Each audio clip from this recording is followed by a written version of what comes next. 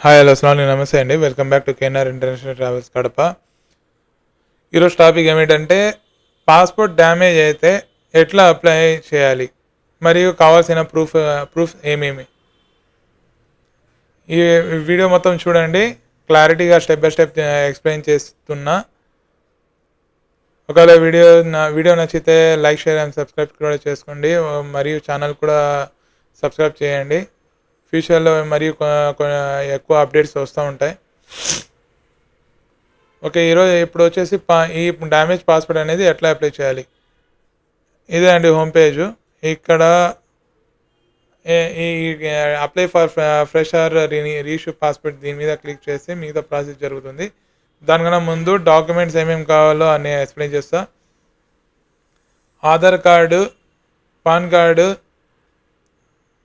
ఇది bank passbook additional proof, మరియు మీ దగ్గర ఉండే ఒరిజినల్ పాస్పోర్టు, అనెక్సరీ ఎఫ్ అంటే పాస్పోర్ట్ వెబ్సైట్లో అనెక్సరీ ఎఫ్ అని దొరుకుతుంది.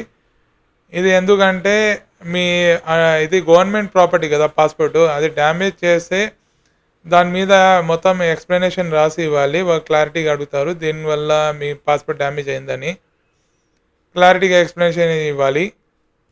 దాని తర్వాత మీ పాస్పోర్ట్లో ఒకవేళ మీ మీ స్పౌస్ నేమ్ అంటే భార్య కానీ భర్త పేరు కానీ ఏమైనా యాడ్ చేయాలంటే మ్యారేజ్ సర్టిఫికేట్ కావాలి, లేదంటే అనెక్సరీ జే కావాలి. ఇద్దరు సైన్ చేసుకొని ఫోటో అటాచ్ చేసి తీసుకుని వెళ్ళాలి. నెక్స్ట్ ఒకవేళ మీరు ఎడ్యుకేటెడ్ అయితే 10th సర్టిఫికేట్ పెట్టి పాత పాస్పోర్ట్ కొత్త చేసుకుని ఉంటే ఎస్ఎస్సి సర్టిఫికేట్ ఒరిజినల్ కావాలి. ఒకవేళ మీ ఏజ్ అబోవ్ 50 అయితే పాస్పోర్ట్ ఆటోమేటిక్గా ఐసీఎన్ఆర్ వస్తుంది. ఓకే, ఇది అండి. ఇక్కడ వచ్చేసి మీరు అప్లై ఫర్ ఫ్రెష్ పాస్పోర్ట్ లేదంటే రీఇష్యూ పాస్పోర్ట్ అని ఉంటుంది, దీని మీద ప్రెస్ చేయాలి. ఈ ఆప్షన్ ఏమో అవసరం లేదు, స్కిప్ ఫర్ నౌ. ఇక్కడ విజయవాడ అండర్ కాబట్టి నెక్స్ట్. దాని తర్వాత ఇక్కడ అప్లై ఫర్ రీఇష్యూ కింద మనకు వచ్చేసి ఇక్కడ డ్యామేజ్ పాస్పోర్ట్ ఉంటుంది, దీని మీద క్లిక్ చేయాలి ఆప్షన్.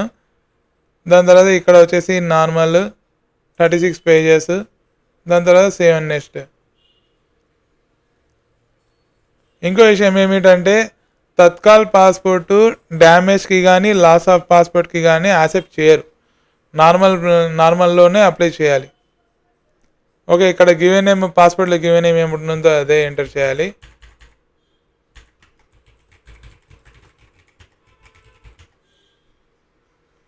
ఇక్కడ జెండరు, ఇక్కడ మీ పేరు ఈ పేరు కాకుండా వేరే పేరు ఏమైనా ఉందా? నో. మీ పేరు ఏమైనా ఫ్యూచర్లో పాస్ట్లో ఏమైనా చేంజ్ చేసుకున్నారా అంటే నో.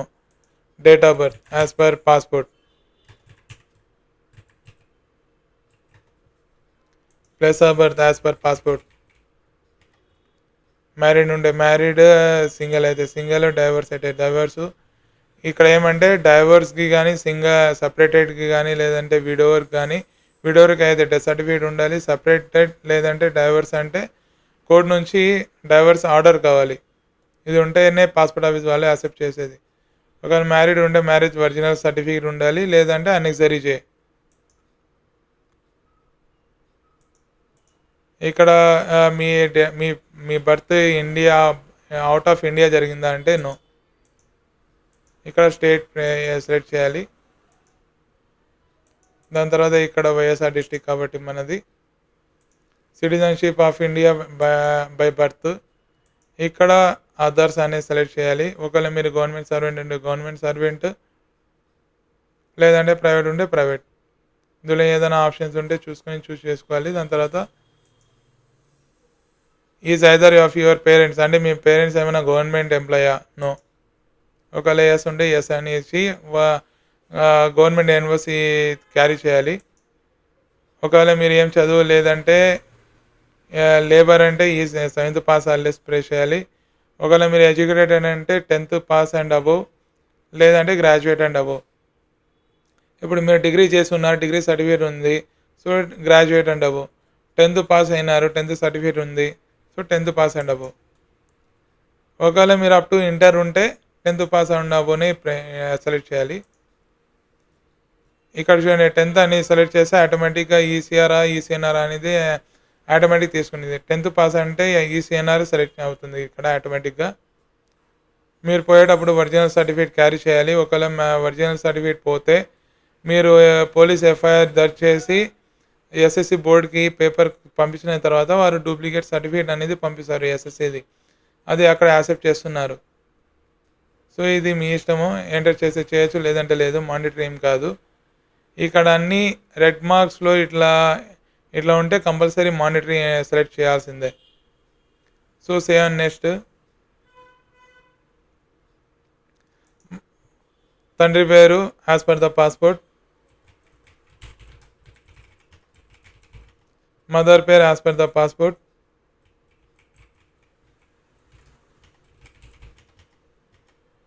మీ భార్య పేరు గానీ, మీ భర్త పేరు గానీ as per the passport enter as per the పాత ఓల్డ్ పాస్‌పోర్ట్‌లో మీ భర్త పేరు గానీ, భార్య పేరు గానీ ఉంటే అదే ఎంటర్ చేయాలి. ఒకవేళ మీరు ఒకవేళ మీ భార్య పేరు ఏమైనా మార్చుకోవాలనుకుంటే అంటే డైవర్స్ అయిపోయి మళ్ళీ మీ సెకండ్ వైఫ్ పేరు గానీ అట్లా ఎంటర్ చేయాలనుకుంటే డైవర్స్ సర్టిఫికేట్ కావాలి కోర్ట్ నుంచి. దాని తర్వాత ఒరిజినల్ మ్యారేజ్ సర్టిఫికేట్ అనేది ఉండాలి. ఒకవేళ మ్యారేజ్ సర్టిఫికేట్ లేకుంటే అనెక్సరీ అయినా సరిపోతుంది.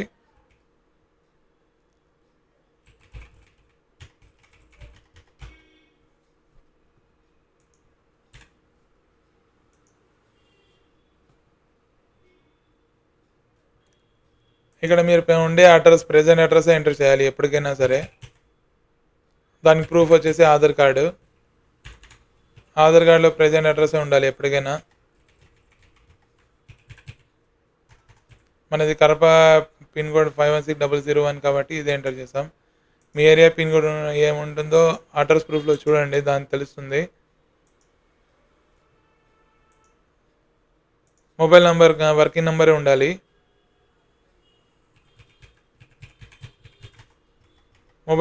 ఈమెయిల్ ఐడి కూడా వర్కింగ్ ఈమెయిల్ ఐడినే ఉండాలి. ఇక్కడ మీ ప్రెజెంట్ అడ్రస్ అవైలబుల్ ఉందా? ఎస్. మీ ప్రెజెంట్ అడ్రస్ పర్మనెంట్ అడ్రస్ మీ ప్రెజెంట్ అడ్రస్ అంటే ఎస్. అంటే మీరు ఉండే అడ్రస్ అదేనా మీది పర్మనెంట్ అడ్రస్ అంటే ఎస్ అని సెలెక్ట్ చేయాలి. దాని తర్వాత సేవ్ అండ్ నెక్స్ట్. ఇక్కడ ఎమర్జెన్సీ కాంటాక్ట్ డీటెయిల్స్ అంటే మీ తండ్రి పేరు కానీ ఎంటర్ చేయొచ్చు, మీ మదర్ పేరు కానీ ఎంటర్ చేయొచ్చు, మీ భార్య పేరు కానీ భర్త పేరు కానీ ఎంటర్ చేయొచ్చు. మొబైల్ నంబర్ వర్కింగ్ మొబైల్ నంబరే ఉండాలి.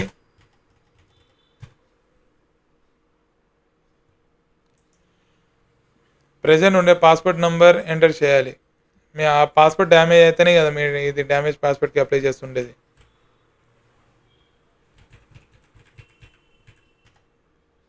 Place of issue. కొంతమంది పాస్పోర్ట్లు వచ్చేసి ఇండియాలో రీఇష్యూ చేసుకుంటే మన విజయవాడ అంటారు కాబట్టి విజయవాడనే వస్తుంది. ఒక పాత పాస్పోర్ట్ 2014 ముందుకు అయితే హైదరాబాద్ అని వస్తుంది. హైదరాబాద్ ఉంటే హైదరాబాద్ ఎంటర్ చేయాలి. ఒకవేళ మీరు వేరే కంట్రీస్లో యాజ్ కువైట్లో కానీ సౌదీలో కానీ ఒకవేళ రిన్యూవల్ జరిగి ఉంటే పాత పాస్పోర్ట్ అక్కడ ఉంటుంది ప్లేస్ ఆఫ్ ఇష్యూ అనేది. అక్కడ ఏ కంట్రీ ఉంటుందో అదే కంట్రీ. మన ఇండియాలో విజయవాడ కాబట్టి విజయవాడ. కొంతమంది వచ్చేసి విశాఖపట్నం ఉంటుంది, కొంతమంది ఢిల్లీ అట్లా ఉంటుంది స్టేట్ వైజ్గా. డేట్ ఆఫ్ ఇష్యూ పాస్పోర్ట్ ఎప్పుడు జనరేట్ అయింది.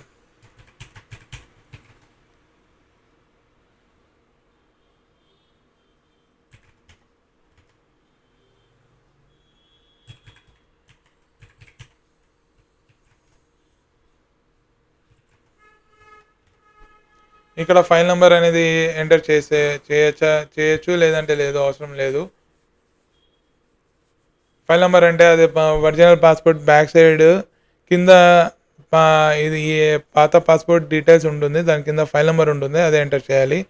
ఒకవేళ అవసరం లేదంటే ఏం అవసరం లేదు. మీ దగ్గర ఈ పాస్పోర్ట్ కాకుండా వేరే పాస్పోర్ట్ ఏమైనా ఉందా? డిప్లొమాటిక్ పాస్పోర్ట్ లేదంటే అఫీషియల్ అంటే గవర్నమెంట్ పాస్పోర్ట్ ఏమైనా ఉందా? నో. ఒకవేళ ఎస్ ఉంటే ఇక్కడ ఎంటర్ చేయాలి, డీటెయిల్స్ అనేది ఎంటర్ చేయాలి. లేదు కాబట్టి no. Have ever applied for the passport but not issued అంటే మీరు ఓల్డ్ అంటే పాస్పోర్ట్కి అప్లై చేశారు, జనరేట్ కాలేదా అంటే నో. ఇది ఫస్ట్ టైం కాబట్టి ఓకే. కొంతమంది వచ్చేసి అప్లై చేసి ఉంటారు, పాస్పోర్ట్ జనరేట్ కాలేదు, కాకపోయి ఉంటుంది. అప్పుడు వచ్చేసి వాళ్ళ ఇంటికి ఒక క్లోజర్ ఫైల్ వస్తుంది.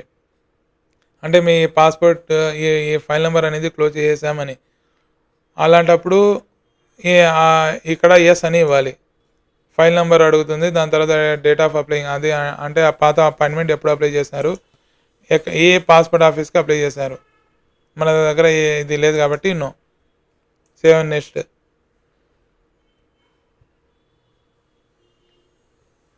ఇక్కడ అన్నీ నోనే.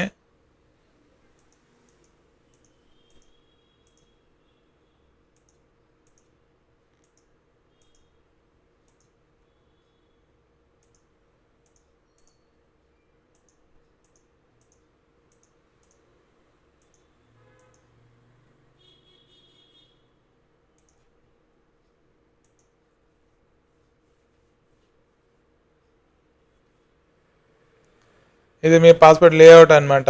ఇట్లా వస్తుంది మీ పాస్పోర్ట్. పాస్పోర్ట్ ఆఫీస్ పోయి వచ్చిన తర్వాత ఎంక్వైరీ తర్వాత మీ పాస్పోర్ట్ ఇట్లా ఇట్లా కొరియర్ వస్తుంది. అంత జాగ్రత్తగా చూసుకోవాలా. ఐ అగ్రీ అని ప్రెస్ చేసిన తర్వాత సేవ్ నెక్స్ట్. ఇక్కడ ప్లేస్ ఆఫ్ బర్త్ ప్రూఫ్ అంటే పాన్ కార్డు. మన దగ్గర పాన్ కార్డు ఉంటే పాన్ కార్డు, బర్త్ సర్టిఫికేట్ ఉంటే బర్త్. అడ్రస్ ప్రూఫ్ వచ్చేసి ఆధార్ కార్డు. మామూలుగా అందరికి వచ్చేసి ఆధార్ కార్డే సెలెక్ట్ చేస్తాం. మన ఇండియన్స్ కాబట్టి అందరి దగ్గర ఆధార్ కార్డు ఉంటుంది కాబట్టి ఇదే. లేదంటే కరెంట్ బిల్లు, గ్యాస్ బిల్లు, ఇట్లా మనం ఏది కావాలంటే అది సెలెక్ట్ చేసుకోవచ్చు. ఇక్కడ ప్రూఫ్ ఆఫ్ ఈసీఎన్ఆర్ అంటే మీరు అక్కడ ఈసీఎన్ఆర్ సెలెక్ట్ చేసినారు కదా, అంటే మీ దగ్గర ప్రూఫ్ ఏమేమి ఉన్నాయని అడుగుతుంది. మన దగ్గర ఇప్పుడు ఏముంటుంది, స్కూల్ సర్టిఫికేట్ ఉంటుంది కాబట్టి స్కూల్ సర్టిఫికేట్. కొంతమంది వచ్చేసి సర్వీస్ ఎమిగ్రేషన్స్ ఉంటాయి పాస్పోర్ట్లో. అంటే వాళ్ళు బయట దేశాల్లో 3 years కంటిన్యూగా ఉండి 4th year అక్కడే పాస్పోర్ట్ రెన్యువల్ చేసుకుంటే పాస్పోర్ట్లో ఆటోమేటిక్గా ఎమిగ్రేషన్ వస్తుంది. అలాంటప్పుడు వచ్చేసి ఈ ఈ ఆప్షన్ సెలెక్ట్ చేయాలి. Passport copy first two and last 2 pages including ECR and ECNR page. వాళ్ళు అక్కడ ఇది arrival departures and arrival seal వేసి ఉంటారు. 3 years పైన ఉంటే ఆటోమేటిక్గా అక్కడ సర్వీస్ ఎమిగ్రేషన్స్ ఉంటాయి. దానికోసం ఈ ఆప్షన్ సెలెక్ట్ చేయాలి. మన దగ్గర 10th సర్టిఫికేట్ ఉంటుంది కాబట్టి ఇది 10th certificate, school leaving certificate అనే ఆప్షన్ ఉంటుంది. ఇక్కడ వచ్చేసి అఫిడవిట్స్, మీరు డ్యామేజ్ పాస్పోర్ట్ చేసినారు కాబట్టి అనెసరీ ఎఫ్ అనేది డౌన్లోడ్ చేసుకొని ఇదంతా ఫిలప్ చేసుకొని క్యారీ చేయాలి కంపల్సరీ.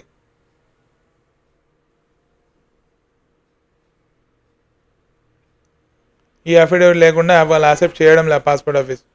ఏం లేదండి, ఇది ప్రింట్అవుట్ తీసుకున్న తర్వాత ఇక్కడ మీ అప్లికెంట్ పేరు, ఇక్కడ వైఫ్ ఆఫ్ కానీ డాటర్ ఆఫ్ కానీ సన్ ఆఫ్ కానీ అంటే మీ తండ్రి పేరు కానీ భర్త పేరు కానీ ఇక్కడ ఎంటర్ చేయాలి.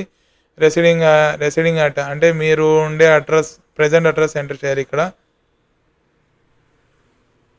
దాని తర్వాత ఇక్కడ వచ్చేసి నేమ్ ఆఫ్ ది కంట్రీ అంటే మీరు ఎన్ని కంట్రీస్లో స్టే చేశారు, అక్కడ మీకు 3 years పైన అంటే ఎప్పుడు అరైవల్ అయినారు ఆ కంట్రీలో, మళ్ళీ ఎప్పుడు డిపార్చర్ అయినారు, 3 years పైననే ఉండాలి. మీ అక్కడ డిపార్చర్ అండ్ అరైవల్ స్టాంప్ ఏ పాస్పోర్ట్లో పడిందంటే ఇక్కడ పాస్పోర్ట్ నెంబర్ మెన్షన్ చేసి ఇక్కడ సిగ్నేచర్ చేసి ఇక్కడ డేట్ రాసి క్యారీ చేయాలి.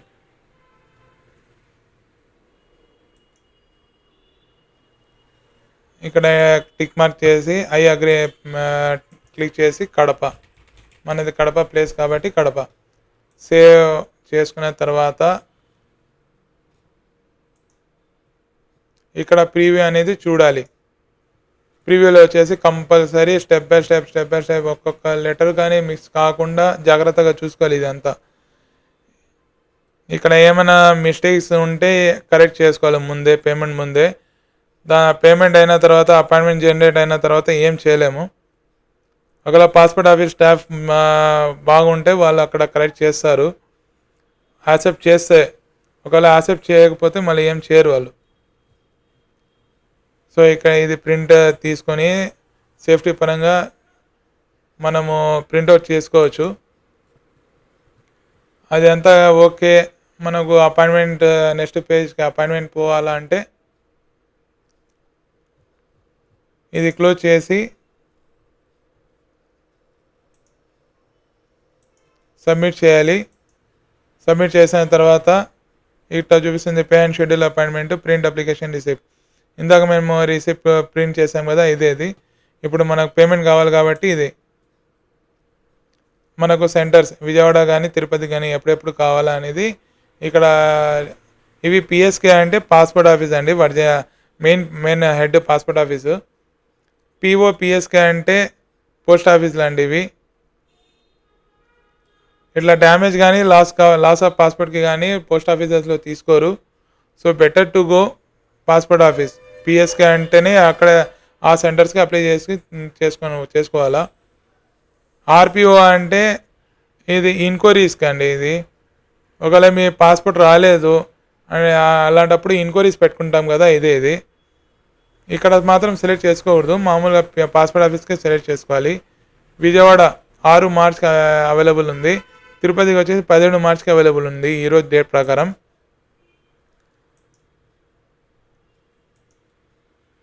ఒకవేళ మీకు ఈ డేట్ నచ్చలేదు, విజయవాడ 6 మార్చ్కి మేము పోలేము, వేరే డేట్స్కి నెక్స్ట్ డేట్ అవైలబుల్ డేట్ చూడాలంటే ఇక్కడ క్యాలెండర్ అని ఉంటుంది. క్యాలెండర్కి సెలెక్ట్ చేసుకున్న తర్వాత ఇదో ప్రెజెంట్ అవైలబుల్ డేట్స్ గ్రీన్ కలర్లో ఉండే డేట్సే 11కి 11, 12, 13, 16, 17 ఈ 5 డేట్స్కి అవైలబుల్ ఉండే. నాకు ఏ డేట్ కావాలంటే ఆ డేట్ 17వ తేదీకి సెలెక్ట్ చేసి మేక్ పేమెంట్ చేయాలి.